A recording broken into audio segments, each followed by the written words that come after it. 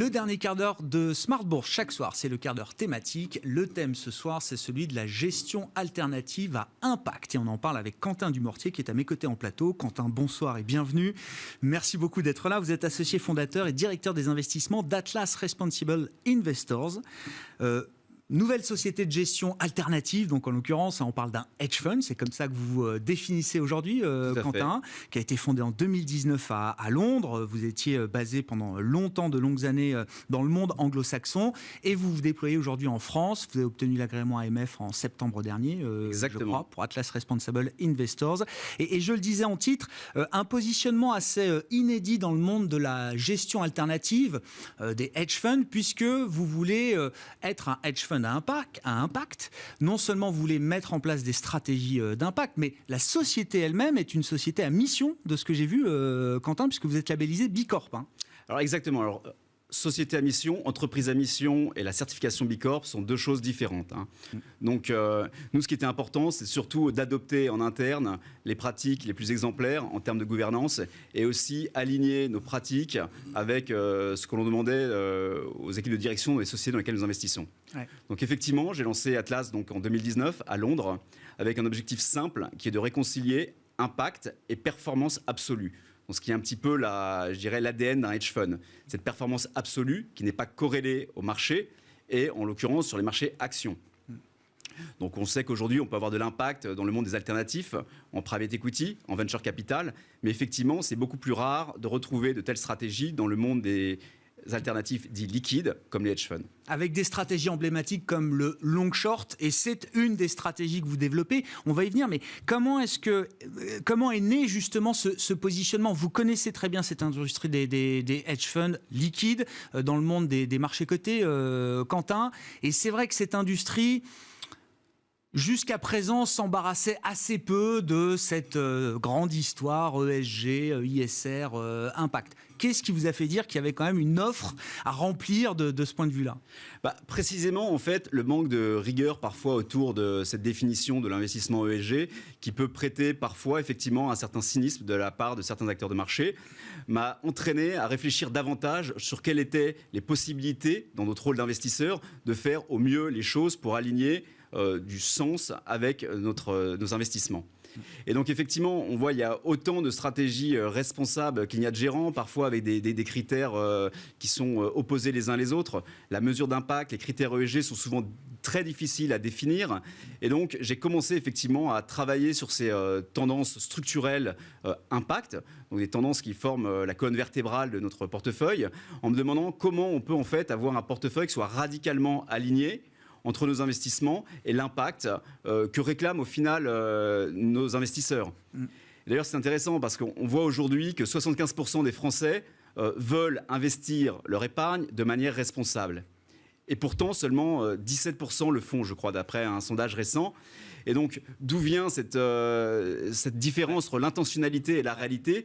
C'est peut-être aussi un manque d'offres bien expliquées, bien définies, et aussi peut-être un effort de pédagogie encore à mener avec les épargnants. Oui, c'est-à-dire que vous vous positionnez, l'offre que vous développez se positionne comme étant peut-être accessible à tous d'une certaine manière. Là aussi, ça tranche un petit peu avec les stratégies alternatives qui, jusqu'à présent en tout cas, étaient réservées à des investisseurs institutionnels ou des investisseurs parmi les plus sophistiqués. Là, il y a une vraie démarche d'ouverture d'une certaine manière. Alors, vous faites bien de le mentionner, Grégoire. Effectivement, pour nous, il est important de donner accès au plus grand nombre à cette stratégie de retour absolu, d'où le lancement de stratégie sous format UCITS, qui permet à monsieur et madame tout le monde d'investir dans une stratégie de retour absolu, type de stratégie habituellement réservée effectivement aux investisseurs institutionnels dits plus sophistiqués.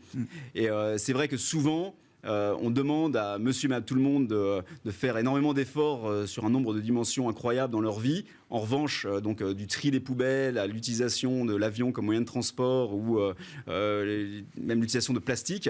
En revanche, quand il s'agit de l'épargne, il n'y a pas forcément de solution qui soit aussi radicale que les efforts qui sont demandés à tout un chacun. Je pense qu'effectivement, nous, on se positionne sur ce marché de l'investissement responsable pour permettre l'accès au plus grand nombre, la démocratisation en fait, de l'accès à des solutions d'investissement de retour absolu, ce qui est la particularité du hedge fund. Comment vous vous assurez que vos stratégies vont avoir un impact positif sans compromis vis-à-vis de la performance financière? C'est ça la promesse que vous affichez très clairement aujourd'hui, Quentin. Quel processus vous permet justement d'afficher cette intention et cette promesse? Alors tout à fait, c'est la question capitale. Et au final, on a décidé de mettre en amont dans le processus d'investissement la sélection d'un univers d'investissement de sociétés exemplaires. Donc c'est ce qui nous permet de ne pas avoir de débat au moment où nous prenons des décisions d'investissement entre les caractéristiques dites ESG d'une société et le couple risque-rendement qui pourrait entraîner l'envie d'incorporer une société dans notre portefeuille. Donc le processus est très simple. Nous commençons par déterminer les sociétés qui sont en ligne avec nos 11 objectifs d'investissement responsables. Donc ces 11 objectifs d'investissement responsable qui sont en ligne avec les objectifs de développement durable des Nations Unies sont des thématiques telles que l'efficacité des ressources, la transition énergétique, l'alimentation durable. Et donc nous sélectionnons toutes les sociétés qui pourraient recouvrir ces thématiques. Et ensuite, nous appliquons de nombreux filtres afin d'arriver à une sélection d'environ 300 sociétés. Notre univers de départ étant de 3000 sociétés. Ouais. Donc il y a quand même un écrémage au passage. Bien sûr. Et un point très particulier, c'est-à-dire que le filtre se fait avec bien sûr de la data extra-financière. Donc nous ne nous reposons pas sur des scores d'agences de notation extra-financière uniquement, mais nous regardons différents types de data. Non seulement la data qui viennent des sociétés elles-mêmes, qui la plupart du temps forment la base des dotations extra-financières, mais aussi la data qui vient des parties prenantes de l'entreprise. Donc ça pourrait être les clients, les différents acteurs dans la chaîne de valeur. Donc pour nous, ça apporte une touche beaucoup plus fine dans la compréhension des enjeux. Ensuite, nous appliquons un filtre climatique. Il faut quand même noter que seulement 10% des sociétés du MSCI sont alignées avec les accords de Paris. Ouais. C'est quand même important de le noter. Ouais. Mais une fois ce premier travail établi avec de la data, je pense que la partie capitale en fait, de l'analyse revient au jugement humain. C'est le jugement humain qui nous différencie dans ce processus d'investissement. Et alors, vous savez, nous, les financiers, on a toujours l'impression de tout savoir sur tout et de pouvoir, en 10 minutes, devenir spécialiste en transition énergétique, en carbone, je ne sais quoi. Et moi, j'ai une approche assez pragmatique, en fait, en me disant, bon, il y a beaucoup de thématiques et j'ai beaucoup d'angles morts, en fait, sur ces sujets. Et donc, j'ai confié, en fait, cette partie de sélection des univers d'investissement, des sociétés dans lesquelles nous pouvons investir, à Marie Luison, donc mon associé en charge de l'impact, qui, elle, vient précisément du monde de l'entreprise, avec 20 ans de responsabilité dans le développement durable, et qui est donc beaucoup mieux à même. Il faut le dire, Quentin. Chez Danone, oui, mais c'est pas anodin. Chez Danone, qui est une boîte emblématique en développement durable, et qui du coup a pour mission non seulement de définir cet univers d'investissement, mais aussi de coordonner nos panels d'experts, car sur chacune de nos 11 objectifs d'investissement responsable, nous avons mis en place des panels d'experts de 2 ou 3 personnes qui sont des gens qui viennent de l'industrie ou des chercheurs et non pas des financiers. C'est un point qui est souvent sous-estimé, mais quand on discute avec des investisseurs à impact, engagés, qu'on leur demande c'est quoi les problèmes que vous avez justement pour identifier les sociétés. C'est qu'en fait, il faut qu'on ait des comités d'investissement beaucoup plus hybrides, beaucoup plus mixtes, avec justement ces expertises dédiées à des sujets aujourd'hui qui sont d'une complexité folle. Le climat, évidemment, parle à tout le monde, mais c'est cette idée-là que vous développez. Ce sont des sujets beaucoup trop sophistiqués pour les laisser à la console d'analystes financiers ou même en tant que gérant, on va toujours avoir tendance à privilégier les couples risque-rendement sur les caractéristiques ESG, ou même on a juste des failles dans la compréhension de ces enjeux, disons-le clairement. Et donc, nous, l'intérêt, c'est de définir en amont cet univers d'investissement et ensuite, attention, là, nous sommes intransigeants sur la sélection des sociétés en portefeuille, justement en fonction des paramètres de risque et retour qui sont en ligne avec ce que nous proposons dans la stratégie.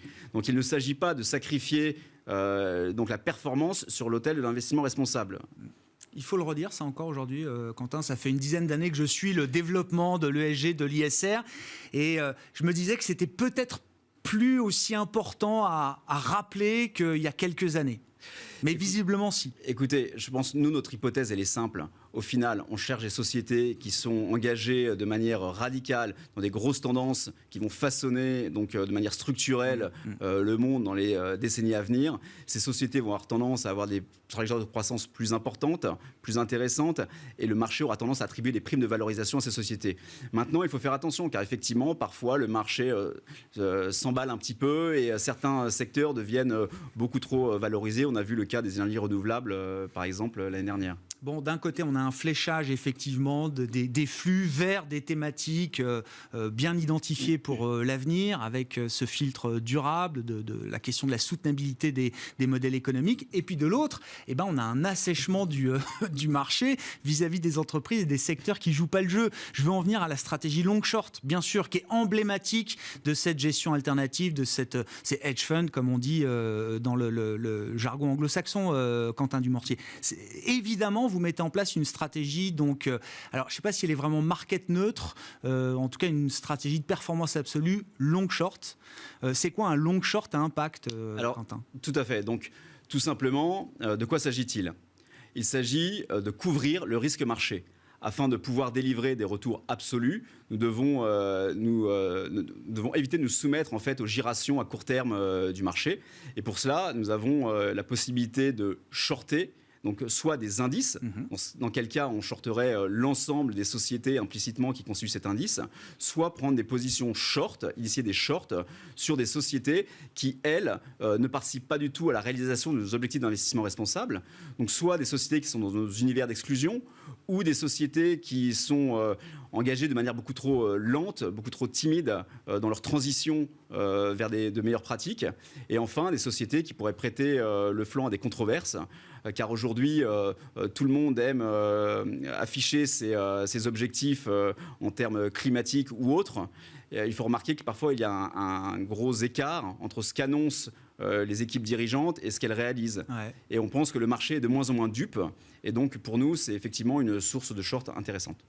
Oui, vous dites, alors bon, c'est vrai qu'il faut toujours avoir en tête que dans une stratégie long short, le short a un aspect de couverture important, mais vous dites, on est dans une phase où ne plus investir n'est peut-être plus suffisant. Il faut que le marché, d'une certaine manière, mette la pression un peu plus durement sur certaines entreprises qui ne jouent pas le jeu, pour dire les choses. Exactement. Ouais. Pour nous, c'est vraiment en fait... Il n'y a pas d'état d'âme par rapport à ça. Ça participe de l'activisme. C'est-à-dire qu'en fait, pour nous, c'est un moyen effectivement de mettre de la pression sur les équipes dirigeantes des sociétés dans lesquelles nous initions des shorts. Mais c'est vraiment une forme d'activisme qui va au-delà du désinvestissement, qui au final consiste à dire, bah voilà, on laisse des acteurs moins scrupuleux le loisir d'investir dans certaines sociétés. Nous, on veut vraiment engager de manière directe avec ces sociétés-là.